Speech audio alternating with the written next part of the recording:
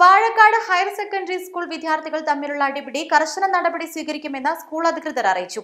വിദ്യാർത്ഥികൾക്ക് ആർക്കും പരിക്കില്ലെന്നാണ് കരുതുന്നത്. കൃഷി നശിപ്പിച്ചതിനെതിരെ കർഷകർ പരാതി നൽകി.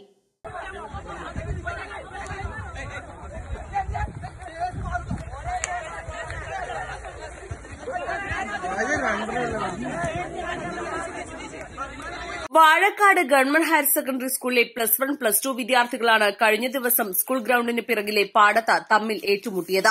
നിസ്സാര കാര്യത്തിനാണ് മാരക ആക്രമണത്തിന് വിദ്യാർത്ഥികൾ മുതിർന്നത്. ഇരുവിഭാഗവും കൂട്ടമായെത്തി വാക്കുതർക്കമുണ്ടാവുകയും പിന്നീട് അടിയിൽ കലാശിക്കുകയുമായിരുന്നു. വിദ്യാർത്ഥിയെ കൂട്ടം കൂടി മർദ്ദിക്കുന്ന ദൃശ്യമാണ് വീഡിയോയിലുള്ളത്. നെൽകൃഷി നശിപ്പിച്ചാണ് വിദ്യാർത്ഥികളുടെ അടിപിടി. ഇതിനെതിരെ 50,000 രൂപ നഷ്ടപരിഹാരം ആവശ്യപ്പെട്ട കർഷകൻ വാഴക്കാട് പോലീസിൽ പരാതി നൽകിയിട്ടുണ്ട്. വാഴക്കാട് സ്കൂളിൽ ഇതിനു മുൻപും പലപ്പോഴും സംഘർഷമുണ്ടായിട്ടുണ്ടെങ്കിലും കർശന നടപടി സ്വീകരിക്കാൻ അധികൃതർക്ക് ആവുന്നില്ല. വിദ്യാർത്ഥികളെ നിയന്ത്രിക്കേണ്ട രക്ഷിതാക്കളും ഈ വിഷയത്തിൽ നിസ്സഹായരാണ്. കർശന നടപടി വേണമെന്നാണ് നാട്ടുകാരുടെ ആവശ്യം. East live, Vazhakkad.